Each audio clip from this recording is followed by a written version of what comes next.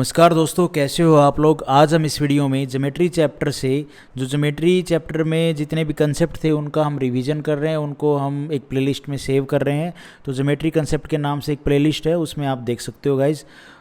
तो काफ़ी सारा सिलेबस है जो मैंने कवर कर दिया है, ज्योमेट्री चैप्टर के कंसेप्ट भी और साथ में क्वेश्चन प्रैक्टिस भी। वो खाली आपको ज्योमेट्री जो प्लेलिस्ट है उसमें मिल जाएगा, और ज्योमेट्री कंसेप्ट के नाम से जो प्लेलिस्ट है उसमें सिर्फ सारे कंसेप्ट मिलेंगे। तो आज का टॉपिक है भाई ऑर्थो सेंटर। ऑर्थो सेंटर क्या होता है देखो। इन सेंटर क्या होता है पहले तो ये बताओ। ट्रायंगल के तीनों एंगल बाइसेक्टर एक दूसरे को काटते हैं, उसको बोलते हैं, जिस उस पॉइंट को बोलते हैं इन सेंटर। सर्कम सेंटर क्या होता है, ट्रायंगल के तीनों साइड के परपेंडिकुलर बाइसेक्टर एक दूसरे को जहाँ काटते हैं उस पॉइंट को बोलते हैं क्या, सर्कम सेंटर। और ऑर्थो सेंटर क्या होता है, ट्रायंगल की थ्री साइड, हाँ तीन साइड, थ्री हाइट, तीन हाइट भी होंगी भाई। अरे ये ट्रायंगल है तो इस ट्रायंगल की एक हाइट ये हो गई, इसको बेस माने तो, इसको बेस माने तो ये हाइट हो गई, इसको बेस मानेंगे तो ये हाइट हो जाएगी। तीनों हाइट जिस पॉइंट पे काटेंगे ना, हाइट एल्टीट्यूड, जब एक दूसरे को, तीनों एक दूसरे को जहाँ पे काटेंगे उस पॉइंट को, उस सर्कल का, उस ट्रायंगल का ऑर्थो सेंटर कहते हैं। ठीक है, जैसे कि ये ट्रायंगल ए बी सी है, इसमें बेस अगर हमारा बी सी है तो ए बेस है हमारा, तो भाई जो हाइट होगी वो ए डी होगी। ये बेस है तो ये हाइट होगी, ये बेस है तो ये हाइट होगी। तीन हाइट होगी, H1 H2 H3। और ये जहाँ पे जिस पॉइंट पे काटेंगे उस पॉइंट को क्या बोलेंगे, orthocentre. Area of triangle A B C का क्या होगा, 1/2 बेस गुना में हाइट। तो 1/2 बेस क्या है, ए, हाइट क्या है इस बेस के हिसाब से ये हमारी H1। ऐसे ही बेस ये लेंगे तो हाइट ये हो जाएगी, बेस ये लेंगे तो H3 हो जाएगी हाइट। तो यहाँ पे 1/2 कॉमन आ जाएगा, और बच जाएगा साइड में क्या है, AH बराबर BH2 और CH2। दो की मल्टीप्लाई इधर कर the area of triangle ABC में। ये जो एरिया होगा ये तो भाई कांस्टेंट आएगा ना, एक ही तो आएगा एरिया, जो भी आएगा कांस्टेंट आएगा, कांस्टेंट नंबर में होगा। ठीक है जी, तो भाई कांस्टेंट होगा एरिया, तो यहाँ पे डाटा कांस्टेंट हो गया, कुछ भी मल्टीप्लाई करेंगे तो कांस्टेंट रहेगा। तो यह क्या आ गया, ए इज इक्वल टू H1 बराबर है B is equal to H2, base और हाइट का ये पेयर आ गया। यहाँ पे अगर H1 और H2 और H3 का रेशो निकालें तो जो साइड रेशो वो क्या है भैया, 1/, में चला जाएगा। 1/, में A ratio B ratio C। Height और साइड्स का रेशो एक दूसरे के रिवर्स होता है, ये बात आपने ध्यान रखनी है। ऑर्थो सेंटर के केस में, ट्रायंगल के केस में ऑर्थो सेंटर, जब हम हाइट का इशू आता है, ये हाइट की बात आएगी तो आपने ध्यान रखना है, ट्रायंगल में हाइट और साइड्स का जो रेशो होता है वो रिवर्स होता है। साइड बड़ी होगी तो हाइट कम होगी, सीधी सी बात है भाई। अगर कोई लंबा सा ट्रायंगल बनाया जाता है जिसकी हाइट, साइड बड़ी कर दी तो हाइट छोटी हो जाएगी। अगर खड़ा होगा तो भाई ऐसे ट्रायंगल तो हाइट बड़ी होगी, ये चीज़ आपने ध्यान रखनी है। उसके बाद है भाई ये कंसेप्ट, ये ट्रायंगल हो गया ABC, ये इसकी तीनों हाइट होगी। ठीक है, हाइट कह लो, परपेंडिकुलर कह लो, वट एवर, एल्टीट्यूड कह लो, 90 डिग्री का कौन बनाएंगी ये हाइट। AB प्लस में BC, AB प्लस में BC प्लस में CA, ये मोर देन होंगी, ये जो साइड है ना ये मोर देन होंगी इन तीनों हाइट के सम से। ट्रायंगल का पेरीमीटर होगा हाइट के सम से बड़ा। जो ट्रायंगल का पेरीमीटर होगा ना वो ट्रायंगल की तीनों साइड का सम करोगे, और जो सम करोगे पेरीमीटर क्या होगा भाई, सीधी सी बात है, जब साइड का सम बड़ा होगा हाइट के सम से, इन तीनों हाइट के सम से, तो पेरीमीटर भी बड़ा होगा हाइट के सम से, सीधी सी बात है। How, in triangle, in right angle triangle में हाइपोटेन्यूज सबसे बड़ी भुजा होती है, हाँ बिल्कुल होती है। एक राइट एंगल ट्रायंगल है, ये 90 डिग्री का कौन है, तो उसमें भैया आप एक बार बताओ, क्योंकि इसमें राइट एंगल ट्रायंगल बन रहे हैं ना, ये ट्रायंगल देखो आप, छोटे छोटे ये सारे राइट एंगल ट्रायंगल बन रहे हैं। तो राइट एंगल ट्रायंगल में हाइपोटेन्यूज सबसे बड़ी भुजा होती है, 90 डिग्री के सामने क्या होगी भाई, AB। तो AB इज मोर देन किससे होगी, हाइट से बड़ी होगी कि नहीं होगी भाई, हाइपोटेन्यूज है। अरे ये राइट एंगल ट्रायंगल बन रहे हैं, इसमें ये हाइपोटेन्यूज है भाई, ये परपेंडिकुलर, तो ये बड़ी होगी कि नहीं होगी, सीधी सी बात है। तो ऐसे ही आप अगर देखोगे तो भाई ये बड़ी होगी, और इसमें जब आप देखोगे तो ये बड़ी हो जाएगी। तो उसके हिसाब से तो हमारी हाइट बड़ी होनी चाहिए, ये बड़ी हो जाएगी, ये बड़ी हो जाएगी। ठीक है, ओके है, but may be some mistake बेशक हो। आप अगर देखो ABD, अरे यार सॉरी, मैंने गलती कर दी बताने में, मैं छोटे ट्रायंगल पे चला गया, आपने बड़े ट्रायंगल पे भी जाना है। बड़ा ट्रायंगल भी तो बनता है, राइट एंगल ट्रायंगल। ये हमारी ये 90 डिग्री का कौन है, तो ट्रायंगल ए बी डी को देखो तो इस 90 डिग्री के सामने ये हाइपोटेनस है, इस 90 डिग्री के सामने ये हाइपोटेनस है कि नहीं है भाई। तो ये जो साइड है ये बड़ी होगी कि नहीं होगी, ए डी से बड़ी होगी, सीधी सी बात है, हाइपोटेनस बड़ा होता है परपेंडिकुलर से, तो A B is more than A D है। ऐसे ही अगर ट्रायंगल बी ई सी में देखोगे, बी ई और सी में, तो ये 90 डिग्री के सामने भाई ये बी सी है, ये बड़ी होगी हमारी इस हाइट से। हाइट कौन सी होगी इसमें, ये जो बी ई है इससे बड़ी होगी, तो B C is more than B E. ऐसे ही उस ट्रायंगल में, ट्रायंगल ए एफ सी में 90 डिग्री के सामने ए सी बड़ी होगी, तो ये सीधी सी बात है, जो साइड्स हैं वो बड़ी होगी कि नहीं होगी हाइट से, हाँ जी बिल्कुल होगी। इनका सम करोगे तो भी मोर देन जो हाइट का सम है उससे बड़ा आएगा। उसके बाद भाई ये प्रूफ हो गया है। उसके बाद भाई ये ट्रायंगल ए बी सी है, ये पॉइंट एच है, ऑर्थो सेंटर हमारा। जब सारी तीनों हाइट ट्रायंगल की एक जगह पे काटेंगे तो उस पॉइंट को ऑर्थो सेंटर बोलेंगे। B angle B H C ये कितना होगा, तो ये एंगल होगा भाई 180 डिग्री में माइनस में B A C, 180 degree minus में एंगल ए, ठीक है। ये होगा भाई हमारा B H C angle. Angle A H भी कितना होगा, ए एच ये वाला एंगल, तो ये भी क्या होगा, एंगल 180 डिग्री माइनस में angle A H B, sorry ये वाला एंगल कितना होगा, तो ये एंगल होगा भाई 180 डिग्री माइनस में ये एंगल सी, और ये हो जाएगा 180 डिग्री माइनस में एंगल बी। ये चीज़ आपने ध्यान रखनी है। उसके बाद ये प्रूफ है कि ये जो हमारा एंगल आया है ना, एंगल एच, जो ये एंगल एच आया है, ये भाई कैसे आ रहा है 180 डिग्री माइनस में, जो मैं बता रहा था आपको, ये एंगल कैसे आया, ये एंगल कैसे आया भाई 180 डिग्री माइनस में बी ए सी, ये कैसे आया है। तो देखो क्वाड्रिलेटरल अगर आपको दिख रहा हो ए एफ एच और डी, इसमें ये 90 डिग्री है, ये 90 डिग्री है। इस क्वाड्रिलेटरल में दो एंगल हमारे 90 डिग्री, क्वाड्रिलेटरल के तीनों एंगल का योग कितना होता है भैया 360 डिग्री।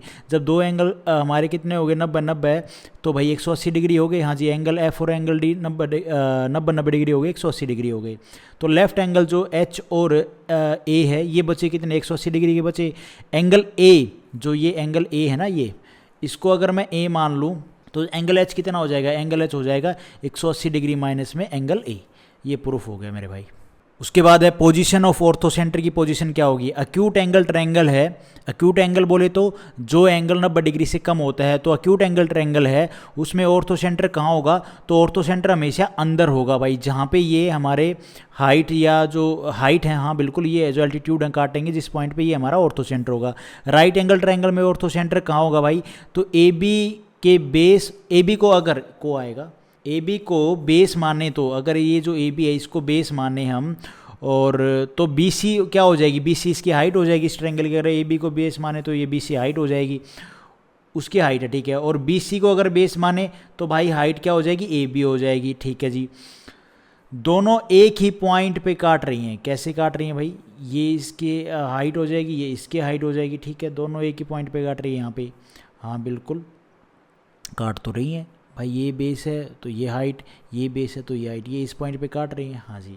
और ए सी का एल्टीट्यूड बी से डी होगा, हाँ। अगर इसको बेस मानोगे तो जो हाइट होगी इस ट्रायंगल की वो क्या होगी, ये होगी। तो यहाँ पे ये हाइट हो गई, ये हाइट होगी, जब बेस अलग अलग माने, ये बेस माना तो ये हाइट होगी।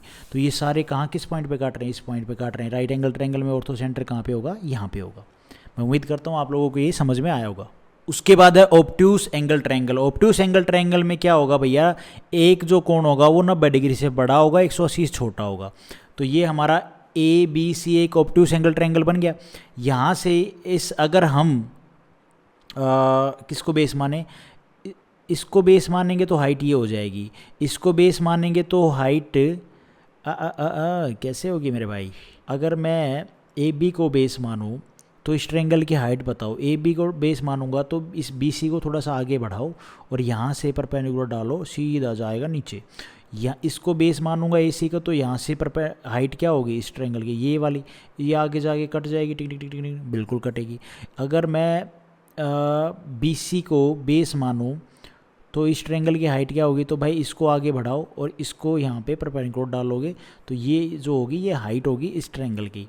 तो इनको ये तीनों जहाँ पे जाके मिलेंगी ये पॉइंट, ठीक है, ये पॉइंट होगा हमारा ऑर्थो सेंटर। वहीं बाहर हुआ ना, ये ऑब्ट्यूस एंगल ट्रायंगल में तो ये बाहर हो गया, बिल्कुल बाहर ही होगा, कोई दिक्कत वाली बात नहीं है। समझ रहे हो मैंने जो आपको बात बोली, बेस मानने के हिसाब से हाइट क्या होगी, बेस मानने का हिसाब से हाइट क्या होगी, ठीक है। तो ये चीज़ आपने देखनी है भाई। को लिख रखा है, थ्योरी को देखते हैं, क्या पता थ्योरी में प्रोसेस लिख रखा हूँ मैंने मैं भी कुछ मिस कर रहा हूँ। तीनों हाइट जहाँ काटेंगी तो तीनों हाइट तो होगी ये, और क्या हुई है, वो ऑर्थो सेंटर होगा। बीसी को बेस माने तो हाइट क्या होगी, बीसी को अगर बेस माने तो भाई हाइट बीसी को बेस कहाँ है, बीसी को अगर कहाँ है, बीसी को बेस माने तो हाइट क्या होगी, बीसी को आगे बढ़ाओ, बीसी को आगे बढ़ा दिया भाई, बीसी को बेस माना, बीसी को आगे बढ़ा दिया। हाँ ठीक है, मैंने उल्टा बोल दिया, बीसी को अगर बेस मानेंगे तो इसको आगे बढ़ाया तो ये इस ट्रायंगल की हाइट हो जाएगी, ठीक है। इसको आगे बढ़ा लिया, ठीक है, कोई दिक्कत वाली बात नहीं है। बीसी को बेस बढ़ाया है तो हमने इस ट्रायंगल की हाइट निकाल ली है, राइट। और आगे देखो, ए से हाइट डालो ए डी, हाँ ये होगी, ये हाइट होगी अगर बीसी को बेस माना तो। साइड ए बी की हाइट क्या होगी, साइड ए बी की हाइट, इसकी हाइट क्या होगी, तो ए बी को आगे बढ़ाओ, ए बी को आगे बढ़ा दिया तो ये होगी भैया ए बी की हाइट। अगर ए बी बेस लेते हो तो हाइट ये होगी, बी सी बेस लेते हो तो हाइट ये होगी। समझ रहे हो, मैंने उल्टा बोल दिया था, मैंने इसको बेस माना तो इसी को हाइट मान लिया, नहीं नहीं वो गलत हो जाएगी, फिर ये ट्रायंगल ही अलग बन गया ना। जब बी सी को बेस मानोगे तो इस ट्रायंगल की, जो ट्रायंगल ए बी सी है उसकी हाइट क्या होगी, इस बी सी को आगे बढ़ाओ, यहाँ से परपेंडिकुलर डालो, ठीक है, इस वर्टेक्स से, तो ये होगी हाइट इसकी। बी सी को बेस मानने के बाद इस ट्रायंगल की हाइट ये होगी।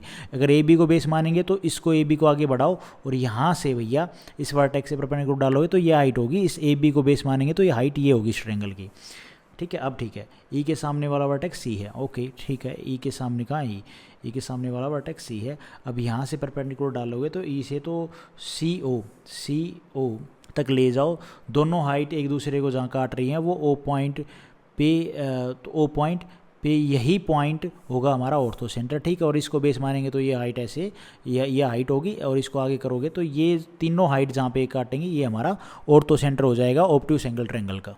और क्या लिखा है, ए के बाहर ए सी के सामने का वर्टेक्स बी है और बी सी परपेंडिकुलर डालोगे तो जी पे काटेगा, और ए सी पे और आगे बढ़ाओगे तो ओ पे काटेगा। वो वही बात जो मैंने आपको बताई है, ये जी से होते हुए, ठीक है, ये परपेंडिकुलर डाला तो ये नीचे यहाँ जाके मिलेगा और यहाँ पे, ठीक है। आप कहोगे ठीक है करके भाई फटाफट, यार रिवीजन कर रहे हैं तो कंसेप्ट का फटाफट हो जाए तो अच्छा है। उसके बाद देखो भाई कंसेप्ट क्या है, ट्रायंगल ए बी सी है, इसमें ये हमारा ऑर्थो सेंटर है और ये हमारा सरकम सेंटर। ओ क्या है, उसको लिख नहीं रखा क्या मैंने, एस तो ऑर्थो सेंटर होता है, ओ हमारा ऑर्थो सेंटर, और क्या होगा, इन सेंटर को आई से, ऑर्थो सेंटर को एच से, सरकम सेंटर को ओ से, और सेंट्रोइड को जी से, ठीक तो है यार। अच्छा ये हमारा थीटा है तो ये भी थीटा होगा। अच्छा अब ये कैसे हुआ देख लो, ये थीटा जब ये ऑर्थो सेंटर है और ये हमारा सरकम सेंटर है तो ये थीटा है तो ये भी थीटा कैसे हुआ, थीटा की बात कर रहे हैं, नहीं एंगल ओ कहाँ है, एंगल ओ यार, एंगल ओ तो ये होगा, यहाँ से ये एंगल निकालना हो तो क्या होगा, चलो देख लो, कोई नहीं, जो रिजल्ट आए उसको देख लिया करो यार। ये थीटा है तो ये थीटा होगा, ठीक है, नहीं इसको मिलाओ नहीं, यहाँ पे नीचे बैठा लो तो ये 90 डिग्री का कौन बनेगा, ये 90 डिग्री हो गया, ये थीटा हो गया तो ये कितना होगा 90 माइनस में थीटा, है ना।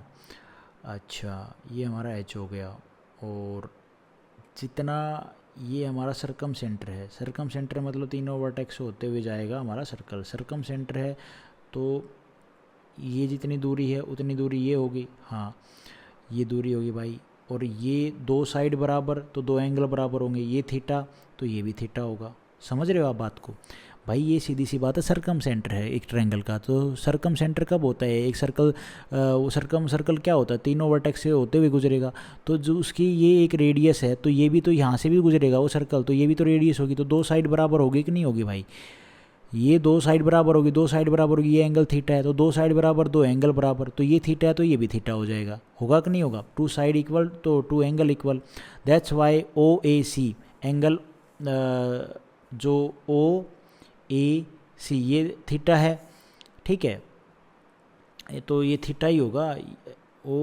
ओ सी आएगा यहाँ पे, ओ सी ए, भाई ये तो हमने बोला ही था ना, ये थीटा है तो ये भी थीटा होगा, और तो ये थीटा हो जाएगा, ठीक है। तो हमारा यहाँ पे और क्या करें, so what we can do guys, angle O, ये वाला एंगल क्या होगा, ये एंगल होगा भाई, तीन ट्रायंगल के तीन कोणों का योग होता है 180 डिग्री। दो एंगल पता है, ये थीटा पता है, ये थीटा पता है, ये नहीं बता सकते। 180 डिग्री माइनस में थीटा, तो 180 डिग्री माइनस में 2 थीटा, 2 कॉमन निकाल लिया, तो एंगल सी ओ ए कितना आ गया भाई, 290 डिग्री माइनस में थीटा। कंसेप्ट था, समझ में आया तो ठीक है, नहीं तो क्वेश्चन प्रैक्टिस कर चुके हैं वैसे, अगर आपने नहीं देखी होंगी वीडियो तो कोई बात नहीं, फिर भी और कहीं ना कहीं क्वेश्चन आते ही रहेंगे भाई, प्रैक्टिस सेट लगाएंगे अब। उसके बाद है इरूलर लाइन। अब आपको समझ में आएगा ये ऑर्थो सेंटर और ये सरकम सेंटर, सेंट्रोइड, ठीक है। कैसा भी ट्रायंगल बनाओ, इरूलर बाबा ने क्या बोला इरूलर लाइन के बारे में, किसी ट्रायंगल का ऑर्थो सेंटर एच होता है, ठीक है, और ट्रायंगल का सेंट्रोइड होता है जी, ठीक है, और सरकम सेंटर होता है वो ओ, और ये एक ही लाइन पे होते हैं, ठीक है जी। ये लाइन थोड़ी सी यहाँ कर लो नीचे, ठीक है, ये एक ही लाइन पे होते हैं। अच्छा जी, एक ही लाइन पे हो गए, कोई बात नहीं। 2 पॉइंट तो लाइन पे होंगे ही होंगे, ये बात तो हमने अभी पीछे देखा, ऑर्थो सेंटर और जो हमारा सरकम सेंटर है वो तो लाइन पे होंगे, लेकिन जो 3 पॉइंट है ना, तीनों पॉइंट एक ही लाइन पे हों ये ज़रूरी नहीं है। ये बात हम बोल रहे हैं, हमने जितना और पढ़ा है, लेकिन और बाकी जो जिन्होंने प्रूफ किए उन्होंने बोला कि 2 पॉइंट तो भाई एक लाइन पे होंगे, लेकिन तीसरा पॉइंट एक ही लाइन पे, तीनों पॉइंट एक लाइन पे हों तो ये ज़रूरी नहीं है। लेकिन इरूलर बाबा ने कहा कैसा भी ट्रायंगल क्यों ना हो, किसी भी साइज़ का हो, किसी भी शेप का हो, उसका ऑर्थो सेंटर, सेंट्रोइड और सरकम सेंटर तीनों एक ही लाइन पे होते हैं। ये बाबा ने, इसने बोला इरूलर लाइन ने, ये इस लाइन के हिसाब से ये तीनों पॉइंट एक ही लाइन पे हैं। इन सेंटर की पोजीशन कहीं और हो सकती है। अब देखो, इन सेंटर की पोजीशन कहीं और हो सकता है, कहाँ पे हो सकता है भैया, ओके, ये हमारा ऑर्थो सेंटर, देखो मैंने क्या बोला, 3 पॉइंट कौन से, ऑर्थो सेंटर, सेंट्रोइड और सरकम सेंटर। इन सेंटर की पोजीशन कहीं और हो सकती है, कोई दिक्कत वाली बात नहीं है। अच्छा, ये ट्रायंगल ABC है, ये हमारा ऑर्थो सेंटर है, ये सरकम सेंटर है, ठीक है, और इनका जो ये रेशो होता है HG/GO, ये कितना होता है, 2:1 होता है। अगर आपने वो थोड़ा सा राइट एंगल ट्रायंगल में देखा होगा, ये ऑर्थो सेंटर था, ये सेंट्रोइड था, ये हमारा सरकम सेंटर था, तो इसमें मैंने ये बताया था ये मीडियन का काम कर रही है, ये 2:1 होता है, तो वही चीज़ यहाँ पे यूज़ की है। ऑर्थो सेंटर और सरकम सेंटर के बीच का जो डिस्टेंस होता है वो किस रेशो में होता है, 2:1 के रेशो में होगा हमेशा। तो भाई इसको कहते हैं Irular line. Ortho centre, centroid और सरकम सेंटर तीनों एक ही पॉइंट पे हैं। के बाद कंसेप्ट है इरूलर लाइन का ही, ये हमारा ट्रायंगल हो गया, इसमें तीनों पॉइंट हो गए, ऑर्थो सेंटर, सेंट्रोइड और सरकम सेंटर। यहाँ से ये इस जो AG इसको मैंने आगे बढ़ाया, ये हमारी 90 डिग्री ये मीडियन का काम कर रही है, मीडियन है भाई 90 डिग्री D पॉइंट पे, और मैंने इस O को इस D पॉइंट से मिला दिया, ठीक है जी। कोई दिक्कत वाली बात नहीं है। पॉइंट O से किसी भी साइड पे परपेंडिकुलर डालेंगे, पॉइंट O से किसी भी साइड पे परपेंडिकुलर डाल देंगे, O से ना, हाँ तो डाल दो, मान लो इस पे डाल दो, इधर डाल दो, इधर डाल दो, कोई दिक्कत वाली बात नहीं है। तो वो पॉइंट साइड का मिड पॉइंट होगा, तो जो ये पॉइंट होगा ना, ये साइड का इसका मिड, या इधर थोड़ा सा डाल लो ताकि देखने में भी अच्छा लगे, ये मिड पॉइंट होगा भाई, जब परपेंडिकुलर डालेंगे तब, ठीक है, ओके। और वर्टेक्स A से D को मिलाने वाली लाइन मीडियन होगी, वर्टेक्स A से D को मिलाने वाली लाइन, ये जो लाइन होगी ये मीडियन होगी, ठीक है, okay fine guys. AD is median of BC, जो AD है ये मीडियन है BC की, ठीक है, यानी सेंट्रोइड कहीं ना कहीं मीडियन पे होगा। मीडियन है तो भैया सेंट्रोइड सीधी सी बात है यहाँ पे होगा, G पॉइंट, ये सेंट्रोइड हो गया हमारा, यानी G जो ये जो फिर रेशो होगा ये 2:1 होगा, AG हमारा 2 और ये 1, ठीक है। और ये मैंने आपको जो बीच में बोला ना कि O पॉइंट से आप ट्रायंगल की किसी भी साइड पे परपेंडिकुलर डाल सकते हो, ठीक है, और वो जाके मिलेगी मिड पॉइंट पे, ठीक है, ये मिड पॉइंट है, ये बराबर इसके है, ये बराबर इसके है, ये बराबर इसके है। देख लो, ये इसी के बारे में थोड़ा सा प्रूफ सा लिख रखा है मैंने, अगर आपको समझ में आएगा तो देख लेना। यहाँ पे कैंची फिगर यूज़ होगा, अल्टरनेट एंगल यूज़ होंगे। देखो भैया, ये ट्रायंगल है ABC, इसमें तीनों लाइन पे तीनों पॉइंट है, ऑर्थो सेंटर, सेंट्रोइड और सरकम सेंटर। इनको आगे बढ़ाया, इसको आगे बढ़ाया, इस M पॉइंट को O से मिलाया, ठीक है, ये 90 डिग्री। अब यहाँ पे अगर जब आप देखोगे तो ये ट्रायंगल बन गए हैं, ट्रायंगल AH ये और G वाला, ये ट्रायंगल बन गया। एक ट्रायंगल G M और O, ये ट्रायंगल बन गया कि नहीं बन गया भाई? हाँ, इसमें 90 डिग्री कोई बन रहा है नहीं, ये नहीं नहीं नहीं नहीं, ये भैया कैंची फिगर बन गया है। देखो ये यहाँ से यहाँ से यहाँ से यहाँ से ऐसे कैंची फिगर बन रहा है। Triangle A H G, triangle M O G, और A D is perpendicular to B C. A D क्या है, परपेंडिकुलर है बी सी के ऊपर। और ओ एम जो है ना, ओ से लेके कहाँ है ओ, ये एम, ये भी परपेंडिकुलर है बीसी पे। ये जो ओ है ना, ओ पॉइंट, मैंने क्या बोला था, इस ऑर्थो सेंटर से आप किसी भी साइड पे परपेंडिकुलर डालोगे तो वो भैया मिड पॉइंट पे जाके मिलेगा उस साइड के। तो यहाँ से परपेंडिकुलर डालोगे तो ये मिड पॉइंट होगा, ठीक है। ये मैंने अभी आपको पीछे बताया था। तो यहाँ से जब मैंने बीसी के ऊपर परपेंडिकुलर डाला तो यहाँ पे मिड पॉइंट पे जाके मिलेगा एम पे, ये बराबर होगी ये, ठीक है। अच्छा, अब आओ आप इसको हम थोड़ा सा और देखते हैं। ये जो कैंची फिगर, एक तो इस कैंची फिगर को उठा लेना, यहाँ से आपके अल्टरनेट एंगल निकल जाएंगे। ये कौन सी, ये वाली लाइन जो है ना ओ एम और जो ए एच है, ये आपस में क्या है, दो पैरेलल लाइन है, कहीं पे भी जाके नहीं काटेंगे। A H is parallel to O M, ये दोनों लाइन पैरेलल लाइन है। या फिर ए ओ कहाँ है, ए डी कह लो, या ए एच की जगह पे आप ए डी कह लो। ए डी और ओ एम जो है आपस में पैरेलल है, ये डी पॉइंट है। तो ए डी ये मैंने ड्रॉ कर दी, और जो ओ एम है ये ड्रॉ कर दी। इनको जो ए से लेके एम मिला रखी, ए से लेके एम मिला रखा है, तो भाई यहाँ पे अल्टरनेट एंगल नहीं यूज़ होंगे। ये मैंने आपने देखा था स्टार्टिंग में ज्योमेट्री के कंसेप्ट अपने में जब पढ़े, alternate angle, vertically opposite angle. दो पैरेलल लाइन है, उसको एक ट्रांसवर्सल लाइन काट रही है, तो ये अगर ये एंगल इसके बराबर होता है, ठीक है, इसका ये एंगल यहाँ पे इसके बराबर होता है, तो ये थीटा है तो ये भी थीटा होगा। ये थीटा है तो ये लेट कर लेते हैं, ये थीटा है हमारा, तो ये जो एंगल होगा ना ये भी थीटा होगा, क्योंकि ये ट्रांसवर्सल लाइन है इस कंसेप्ट के हिसाब से। ये थीटा है तो ये भी थीटा होगा, राइट, ओके। अब आ जाओ आप कैंची फिगर पे। इसमें ये जो कैंची फिगर बन रहा है दोनों ट्रायंगल को मिला के, टू एंगल इक्वल, तो थर्ड साइड हो जाएगी इक्वल, ठीक है, वो तो थर्ड एंगल भी इक्वल हो जाएगा। वो देखो कैसे होगा, कैंची फिगर में ये थीटा है, ये थीटा हो गया। अब आप इन दोनों ट्रायंगल में देखो, ये एंगल थीटा थीटा हो गया। ये दोनों एंगल आपस में भैया, ये दो पैरेलल लाइन है, ये जो है, ये जो एंगल है आपस में, ये अल्टरनेट, ये वर्टिकली अपोजिट एंगल हो गए भाई, आपस में बराबर होंगे, होंगे कि नहीं होंगे। ये थीटा हो गया, ये दोनों क्या हो गए, वर्टिकली अपोजिट एंगल इक्वल होंगे भाई। ये दो पैरेलल लाइन है, उनको ये ट्रांसवर्सल लाइन काट रही है कि ये काट रही है, कोई दिक्कत वाली बात नहीं है। तो भाई ये जो दो एंगल होंगे ना, ये वाला एंगल और ये वाला एंगल आपस में क्या होंगे भाई, बराबर होंगे। तो दो एंगल बराबर हो गए तो तीसरा तो ऑटोमेटिकली बराबर हो जाएगा। ये जो एंगल है भाई, ये ऑटोमेटिकली बराबर हो जाएगा कि नहीं हो जाएगा, हाँ बराबर हो जाएगा, हाँ भाई बराबर हो जाएगा बिल्कुल। टू एंगल इक्वल तो थर्ड ऑटोमेटिकली बराबर हो जाएगा। तो जो दोनों ट्रायंगल होंगे, ट्रायंगल ये और ये आपस में क्या हो गए भाई, सिमिलर हो गए कि नहीं हो गए एंगल प्रॉपर्टी से।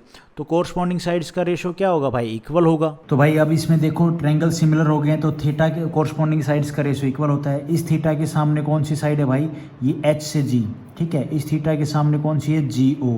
ये एच जी अपॉन में जी ओ, ये बराबर होंगे भाई। एंगल एच के सामने कौन सी साइड है, ए जी, और एंगल यहाँ पे ओ के सामने कौन सी साइड है भाई, एम जी।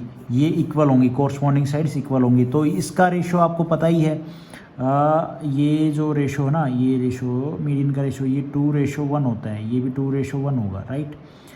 तो भाई जो एम जी है, एम जी ये 2 है। यार कुछ गड़बड़ी की है क्या मैंने, AH2 होती है, हाँ सॉरी उल्टा बोल दिया मैंने। ये 2 होता है, ये 1 होता है, ठीक है, ये 2 होता है, ये 1 होता है।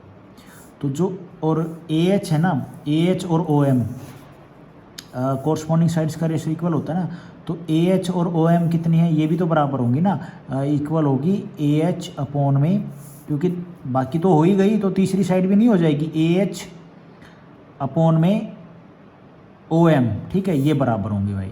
इनका रेशो OM, इनका रेशो, ये तीनों कॉरस्पॉन्डिंग साइड्स का रेशो इक्वल होता है।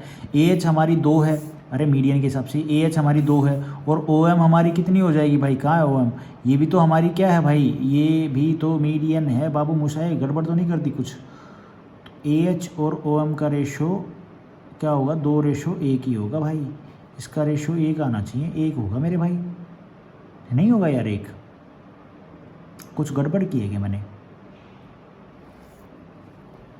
एच जी, अरे नहीं नहीं नहीं नहीं नहीं नहीं, देखो इस हिसाब से आपने 2:1 नहीं लेना है, आपने लेना, मैंने अभी आपको बताया था ना, ऑर्थो सेंटर और सरकम सेंटर के बीच का जो रेशो वो 2:1 होता है, इसका 2 है, इसका 1 है, तो एच जी रेशो जी ओ कितना है भाई 2:1, तो ये कोरस्पॉन्डिंग साइड्स थी हमारी, ये इक्वल होगा इनका रेशो, तो भाई इसका भी रेशो 2:1 हो जाएगा और एच जी और ओ एम का रेशो भी तो 2:1 हो जाएगा, ये इस तरह से था।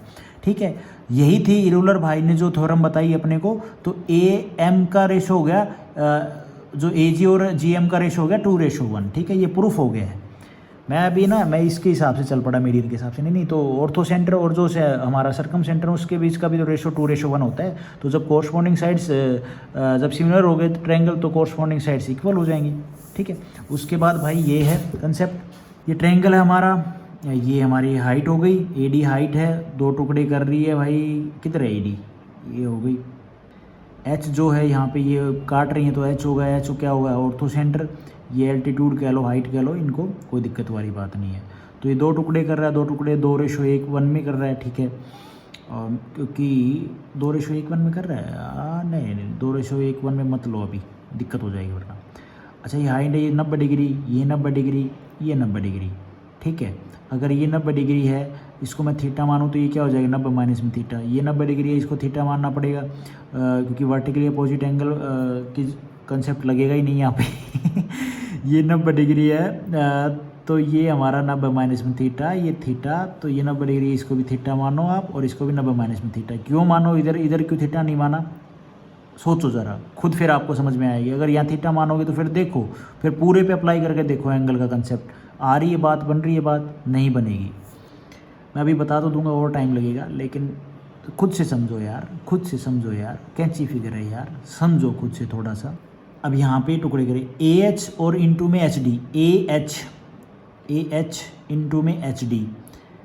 ठीक है, ये बराबर होंगी बी एच इंटू में एच ई और सी एच इंटू में एच एफ। ठीक है, triangle H B D similar है ट्रायंगल एच ए ई की, एच बी और डी, ये ट्रायंगल सिमिलर है एच ए ई, ये दोनों ट्रायंगल आपस में सिमिलर हैं, तो कॉरस्पॉन्डिंग साइड्स बराबर हो जाएंगी, आमने सामने के ट्रायंगल सिमिलर हो जाएंगे भाई। तो ये भी तो ट्रायंगल, ये सिमिलर है तो ये इधर के आमने सामने के ट्रायंगल क्या है, सारे सिमिलर हो जाएंगे। ट्रायंगल बी एच डी देखोगे ये भी सिमिलर हो गया, ट्रायंगल ए एच ई के सारे ट्रायंगल हमारे सिमिलर हो गए, कॉरस्पॉन्डिंग साइड्स का रेशो इक्वल होगा, 90 के सामने ए एच, 90 के सामने B H, A H upon में बी एच, और 90 माइनस में थीटा के सामने, 90 माइनस थीटा के सामने एच ई और एच डी हैं, ये बराबर हो जाएंगी। मल्टीप्लाई करोगे तो यू नो वेरी वेल क्या आएगा आपके सामने, जो रिजल्ट आए वो आप आराम से लिख सकते हो। रिजल्ट क्या आएगा, यही रिजल्ट आएगा। अरे ए एच इंटू में एच डी, यही तो लिखा है, और ये बराबर होगा बी एच इंटू में एच ई। ऐसे दूसरे ट्रायंगल को उठाओगे तो तीसरी टर्म आ जाएगी, ये बराबर चलता रहेगा। उसके बाद कंसेप्ट है, अगर किसी ट्रायंगल के 2 एल्टीट्यूड गिवन है, ठीक है जी, हाइट एक ट्रायंगल है उसकी 2 हाइट गिवन है, तो थर्ड जो एल्टीट्यूड की लंबाई है वो बतानी हो, क्या होगा, h1 और h2, मान लो ये 3 हाइट हो, 3 मान क्यों है, 3 हाइट होती हैं ट्रायंगल की, बेस के हिसाब से 3 बेस होंगे, तो 3 बेस के हिसाब से 3 हाइट होंगी, तो 2 हाइट हमें गिवन है, तीसरी निकालनी है, तो क्या फॉर्मूला लगेगा भाई, तो h1 h2 का इन दोनों का मल्टीप्लाई जो गिवन है अपॉन में h1 प्लस में h2, ये लेस देन होगी भाई h3 से, और h3 लेस देन होगी h1 इंटू में h2 अपॉन में, उल्टा लिख रखा है कि मैंने, लेस देन का तो होता है, या आप कह सकते हो जो h3 है वो मोर देन होगी इस प्रोडक्ट से और इसके सम से, और जो ये है, ये भैया माइनस का साइन आ गया यहाँ पे, ये मोर देन होगी h3 से।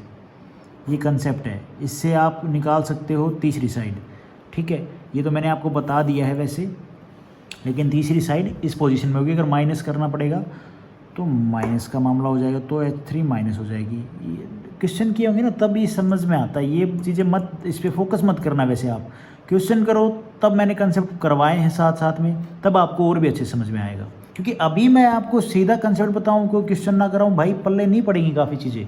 मैं आप लोगों को पहले ही बोल रहा हूं, ये वीडियो उनके लिए है जिन्होंने ज्योमेट्री का कंसेप्ट के साथ में क्वेश्चन प्रैक्टिस कर लिया है, और अब वो सिर्फ क्वेश्चन लगा रहे हैं अपने अलग से, तो उनके लिए कि कोई कंसेप्ट ध्यान नहीं रहता है, तो आप वो कंसेप्ट एक बार यहाँ पे देख सकते हो। उसके बाद कंसेप्ट भाई ये है, ट्रायंगल है, ओके, ये ऑर्थो सेंटर है, ये डी और ई पॉइंट हैं, ये एक दूसरे से मिले हुए हैं, मिलाने की ज़रूरत नहीं है, ये बाद में मिलाना है। पहले आपने ये इस ट्रायंगल की हाइट खींचनी है, हाइट खींच दी, जिस जगह जाके मिली डी और ई पॉइंट पे, उन डी और ई को मिला दिया। ये ऑर्थो सेंटर है क्योंकि जहाँ हाइट काटेंगे वो ऑर्थो सेंटर होता है ट्रायंगल का। फिर हमने इसको मिलाया भैया, ये एक सेमी सर्कल बना दिया। फिर क्या हो गया, सेमी सर्कल में बना एंगल 90 डिग्री का होता है, तो ये 90 डिग्री है, ये भी 90 डिग्री है।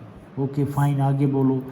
क्वाड्रिलेटरल बी ई कहाँ है, ई देखो उल्टा लिख रखा ना, बी डी ई सी लिखने में क्या दिक्कत है, ये कोई क्वाड्रिलेटर बनाई तो कैंची फिगर बता रहा है तू। क्वाड्रिलेटर बी डी ई सी, ये पूरा क्वाड्रिलेटरल है। जब डी को हमने मिला दिया, एक साइक्लिक क्वाड्रिलेटरल होगा। ओके, साइक्लिक क्वाड्रिलेटरल क्या होता है, जिसके चारों वर्टेक्स एक सर्कल की परिधि पर हों। पहला वर्टेक्स, दूसरा वर्टेक्स, तीसरा वर्टेक्स, चौथा वर्टेक्स बिल्कुल सर्कल की परिधि पे है भाई। साइक्लिक क्वाड्रिलेटरल में एक्सटीरियर एंगल होता है वही अपोजिट इंटीरियर एंगल के बराबर होता है। ओके, साइक्लिक क्वाड्रिलेटरल में एक्सटीरियर एंगल होता है वही अपोजिट उसका जो उस एक्सटीरियर एंगल का जो अपोजिट इंटीरियर एंगल है उसके बराबर होता है। ये सर्कल है, उसके अंदर क्वाड्रिलेटरल है, साइक्लिक क्वाड्रिलेटरल है, चारों जो वर्टेक्स हैं वो सर्कल के ऊपर है। तो जो एक्सटीरियर एंगल है, मान लो ये अल्फ़ा है, तो इसके अपोजिट जो एंगल होगा ना वो भी भैया अल्फ़ा होगा, अपोजिट इंटीरियर एंगल भी अल्फ़ा होगा, ये भी अल्फ़ा होगा। ये थीटा है तो ये भी थीटा होगा, ये बात आपने समझनी है। तो भैया यहाँ पे आप देखोगे ये चीज़ हमने समझ ली, ये थीटा है तो ये थीटा होगा, ये अल्फ़ा है तो ये अल्फ़ा होगा। छोटे बड़े ट्रायंगल सिमिलर हो जाएंगे, ट्रायंगल ए ई डी, ये ट्रायंगल और ट्रायंगल ए सी बी या ए बी सी, ये छोटे बड़े ट्रायंगल हैं, दोनों ये सिमिलर होंगे। एंगल ए कॉमन है दोनों में, हाँ जी। बाकी दोनों एंगल, ये हमारा थीटा है, ये अल्फ़ा है, इसमें थीटा है, इसमें अल्फ़ा है।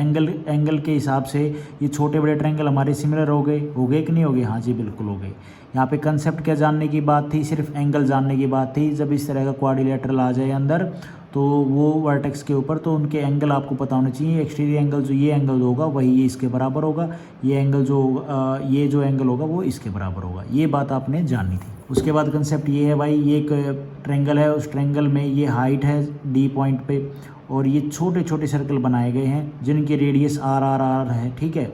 और भैया यहाँ पे ये साइड ए है, ये बी है, ये सी है। ये कोई इक्विलेटरल ट्रायंगल नहीं है, नॉर्मल ट्रायंगल है जिसकी तीनों साइड अलग अलग है। An circle on side B C, circle है n number of circle by side B C पे, ऑफ इक्वल रेडियस, इनकी जो रेडियस है वो बराबर है, ठीक है, जिसको हमने बोल दिया आर, स्मॉल आर। तो कंसेप्ट क्या है इस आर निकालने का, कंसेप्ट है इस ट्रायंगल का एरिया। एरिया कैसे निकलेगा भैया, पहले आप पेरीमीटर निकालोगे, फिर सेमी पेरीमीटर निकालोगे, फिर हेरोन्स फॉर्मूला से आप इसका एरिया निकाल लोगे।